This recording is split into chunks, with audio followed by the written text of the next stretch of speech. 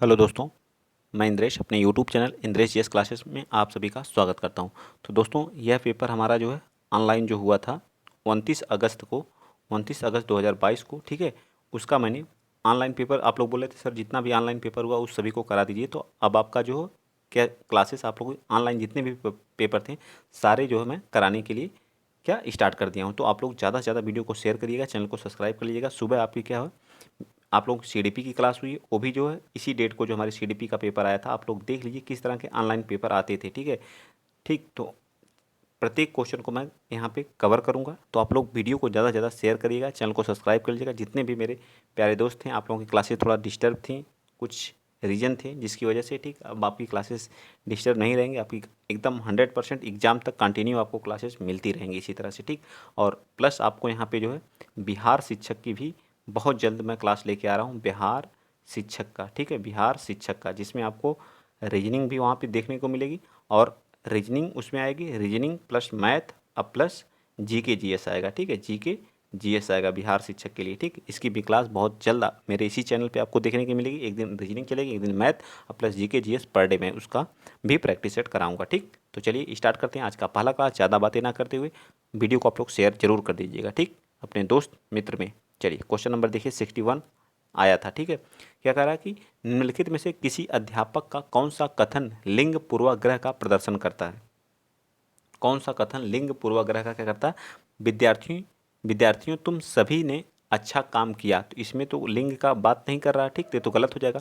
लड़कों तुम हमेशा शोर मचाते हो, ठीक, लड़कों और लड़कियों चलो हम सब एक क्या करते हैं, सब एक खेल खेलें, ठीक। तो इसमें भी तो लिंग पक्षपात की बात नहीं कर रहा, दोनों की बात कर रहा, तो ये भी नहीं हो जाएगा, ठीक।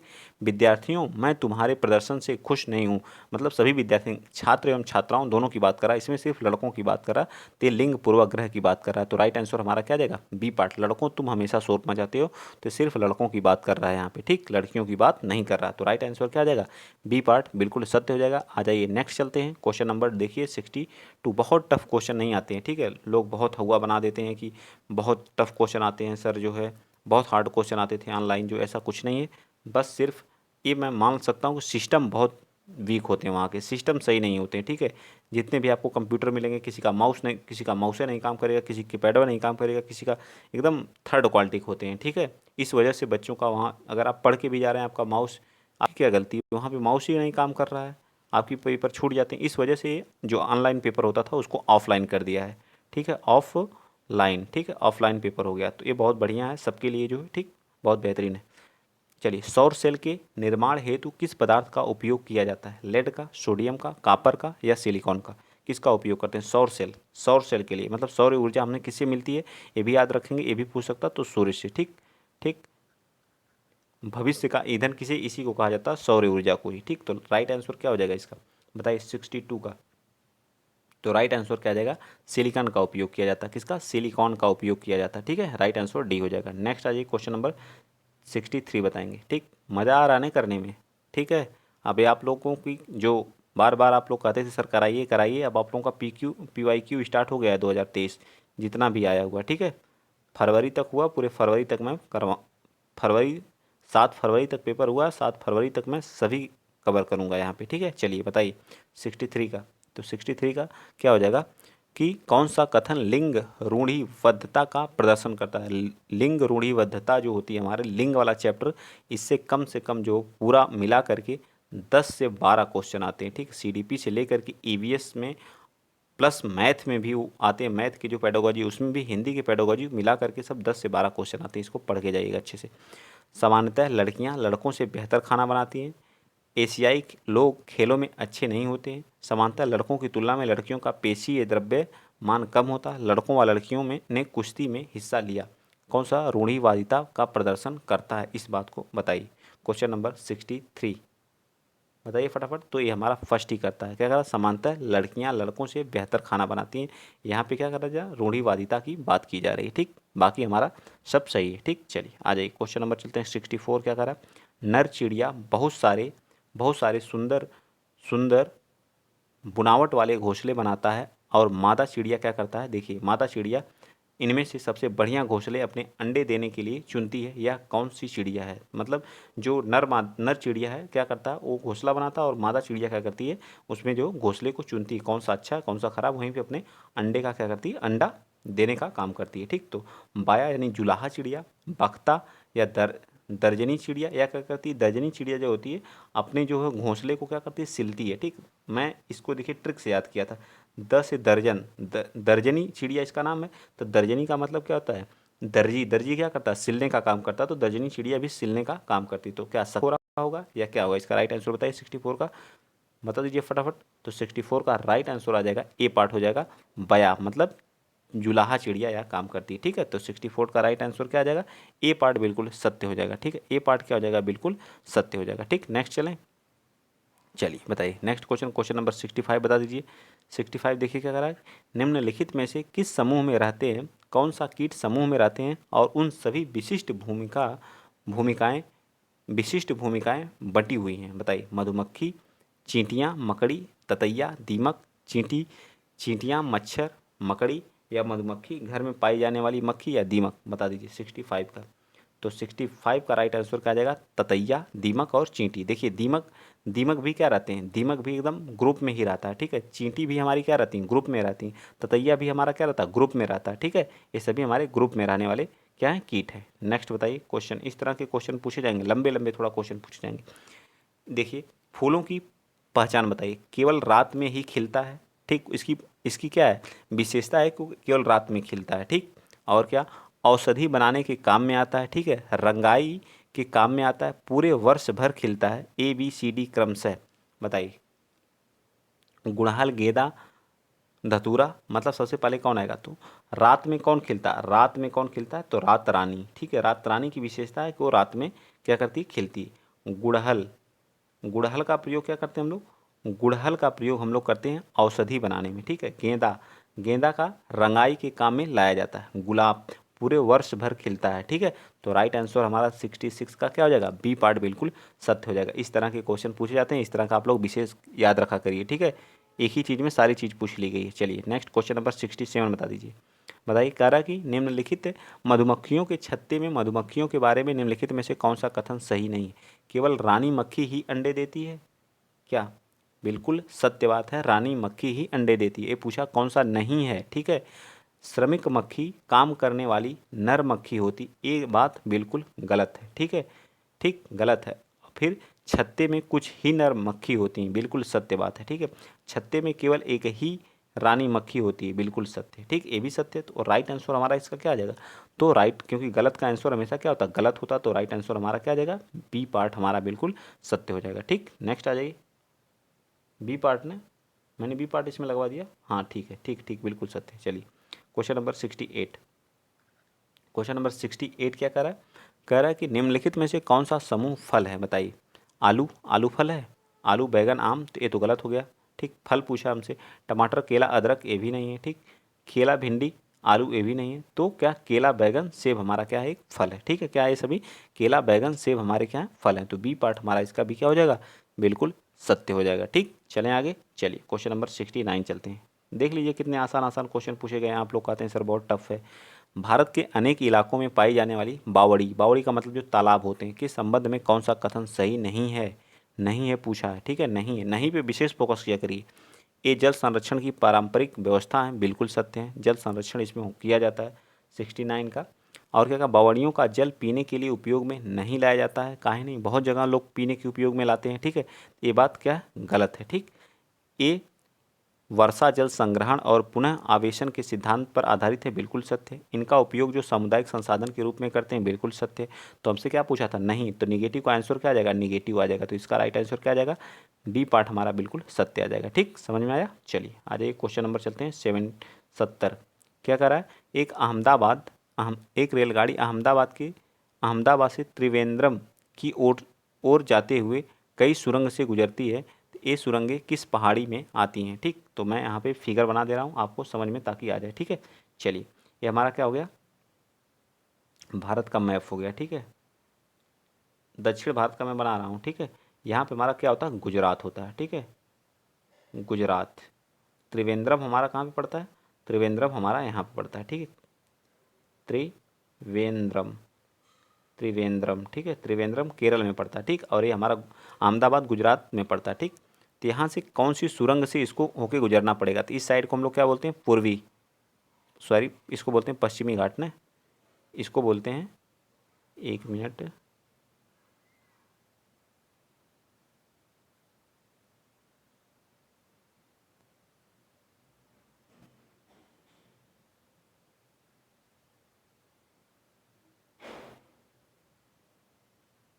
ठीक। त्रिवेंद्रम, इसको हम लोग क्या बोलते हैं? इसको, इस साइड को क्या बोलते हैं? पश्चिमी घाट, ठीक है। क्या बोलते हैं? पश्चिमी घाट। इसको क्या बोलते हैं? पूर्वी घाट, ठीक। क्या? पूर्वी घाट, ठीक। तो किससे होके जाएगी? तो पश्चिमी घाट से ही होके जाएगी ना। तो राइट आंसर हमारा क्या आ जाएगा? बी पार्ट हमारा बिल्कुल सत्य आ जाएगा। 70 का राइट आंसर बी पार्ट। चलिए नेक्स्ट चलते हैं, क्वेश्चन नंबर 71। 71 क्या कह रहा है? कह रहा है कि हाथियों के बारे में यहाँ पे अब बताना। हाथियों के झुंड में मादा हाथी, हाथियों के झुंड में केवल मादा हाथी और बच्चे रहते हैं। तो आप लोगों को पता ही है, इस झुंड में केवल मादा हाथी और बच्चे रहते हैं। जो 16 वर्ष के जो नर हाथी रहते हैं, 16 या 15 के, 16 वर्ष के शायद ना, आप लोग कमेंट करिएगा 16 या 15 के। तो जो 16 वर्ष के हो जाते हैं या 15 वर्ष के हो जाते हैं, तो ये क्या होते हैं? झुंड को छोड़ के चले जाते हैं, जो नर हाथी होते हैं, ठीक। जब तक उससे कम एज रहती है तब तक वे हाथियों के झुंड में रहते हैं। तो ये बात तो बिल्कुल सत्य कहा कथन ए। नर हाथी चारों चारों ओर अकेले ही घूमते हैं, बिल्कुल सत्य बात है, ठीक। तो हमारा आर भी क्या है? बिल्कुल सत्य। तो इसका आंसर क्या हो जाएगा बताइए? क्वेश्चन नंबर 71 का। तो इसका क्या कर रहा है? ए और आर दोनों सही हैं, लेकिन ये क्या कर रहा है? व्याख्या नहीं कर रहा है, ठीक है। व्याख्या नहीं कर रहा है। इस तरह के क्वेश्चन आते हैं, इनको भूलना नहीं है, ठीक। भर भर के ऐसे क्वेश्चन आते हैं। चलिए आ जाइए, क्वेश्चन नंबर 72 बताइए। नीचे कक्षा 5 के 4 बच्चों के खून की जांच रिपोर्ट उनके हीमोग्लोबिन स्तर के बारे में बताया गया है, ठीक है। अमन 8 GDL है और सुजीत 14 GDL है, मारिया 6 GDL है और राधिका 10 GDL है। इनमें से किन बच्चों में जो है रक्त अल्पता एनीमिया मतलब खून की कमी है? बताइए बताइए, किस में खून की कमी है? किन बच्चों में क्या है? खून की कमी है। 72 का। तो किसके? इसका देखिए क्या, सुरजीत जो है 14 ग्राम DL है, तो ये तो बिल्कुल है। 12.5 से 14.5 तक क्या होना चाहिए? एक मनुष्य में, एक वयस्क मनुष्य में होना चाहिए, और महिला में जो है 11 दशमलव कुछ से 13 दशमलव रहना चाहिए, ठीक है। तो क्या हीमोग्लोबिन होना चाहिए। तो इसमें किसके पास है? अमन के पास भी नहीं है, राधिका के पास भी नहीं है, मारिया के पास भी नहीं। तो राइट आंसर अमन, राधिका, मारिया हो जाएगा, यानी कि डी पार्ट हमारा क्या आ जाएगा? बिल्कुल सत्य आ जाएगा। सुजीत के पास हैं, ठीक। चलिए नेक्स्ट चलते हैं, अगला क्वेश्चन, क्वेश्चन नंबर 73 बताएंगे। बताइए फटाफट। चिड़िया की आँखों के बारे में बताना है, ठीक है। कौन सा कथन सही है? S1 और S2 दो कथन दिए गए हैं, ठीक। क्या कह रहा है कि सभी चिड़ियों के अपने सिर के दोनों तरफ आंखें होती हैं। चिड़िया दो भिन्न भिन्न वस्तुओं पर एक ही समय पर दृष्टि केंद्रित नहीं कर पाती है। बताइए question number 73। Question number 73, yes और आर दोनों क्या हैं? गलत हैं, बिल्कुल गलत हैं, ठीक है। दोनों क्या हैं? गलत हैं, ठीक। तो राइट आंसर क्या आ जाएगा?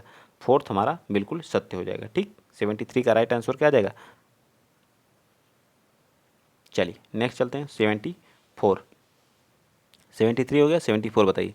क्या कह रहा है? बाघों मतलब टाइगर्स की निम्नलिखित में से कौन सी विशेषताएं उन्हें अंधेरे में आगे बढ़ने और अपना शिकार खोजने में मदद नहीं करती हैं? संवेदनशील, गलमुच्छे, या विभिन्न दशाओं में कानों की गति, जोर की गर्जना, सुनने का तीव्र अभ्यास। बताइए कौन सा उनको नहीं करती हैं? ये बातें कह रहा है, ठीक। कौन सी मदद नहीं करती?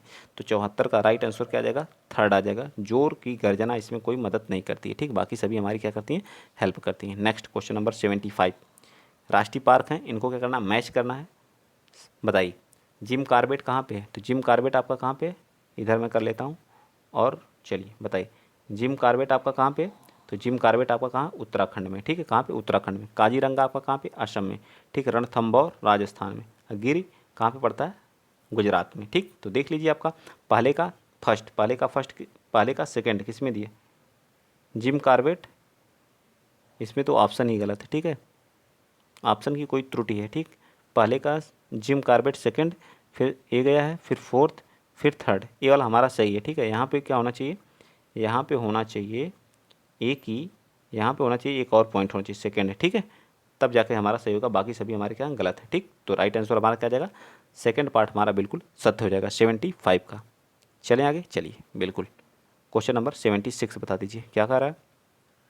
जब पर्यावरण अध्ययन से शिक्षक अपने बच्चों को चिड़िया घर लेकर जाते हैं तो वह किस उद्देश्य की पूर्ति कराना चाहते हैं। मतलब चिड़ियाघर, जब बच्चों को चिड़ियाघर ले तो किस उद्देश्य की पूर्ति कराना चाहते हैं। बच्चों को जानवरों के संरक्षण के प्रति संवेदनशील बनाना चाहते हैं, बच्चों को मज़ेदार तरीके से सीखने का मौका देना, वास्तविक जीवन की परिस्थितियों और कक्षा विद्यार्जन के लिए बीच परस्पर संबंध स्थापित करना, बच्चों को पशुओं को पालन के कौशल को विकसित करना। कौन सा राइट हो जाएगा 76 का? तो राइट आंसर क्या आ जाएगा? बी पार्ट बिल्कुल सत्य होगा। वास्तविक जीवन की परिस्थिति और कक्षा के विद्या अर्जन के बीच क्या परस्पर संबंध स्थापित करने के लिए उनको घूमने के लिए ले जाया जाता है चिड़ियाघर। चलिए क्वेश्चन नंबर 77 बता दीजिए। रमेश अपनी कक्षा वी की पर्यावरण अध्ययन की कक्षा में खोजपूर्ण प्रश्न पूछता है। उपयुक्त उद्देश्य क्या है? विद्यार्थियों के किस कौशल के विकास का नहीं है? बताइए किस विकास का नहीं है। जहाँ भी नहीं रहता, मैं हमेशा अंडरलाइन करता हूँ, इसलिए करता हूँ ताकि आप चीज़ों पे फोकस करें, आप भी ध्यान दें उस नहीं को। ठीक, क्यों मैं करता हूँ इसको आप लोग ध्यान दिया करिए। नहीं पे विशेष लोग नहीं पे ध्यान नहीं देते, इसलिए उनकी गलतियाँ होती हैं।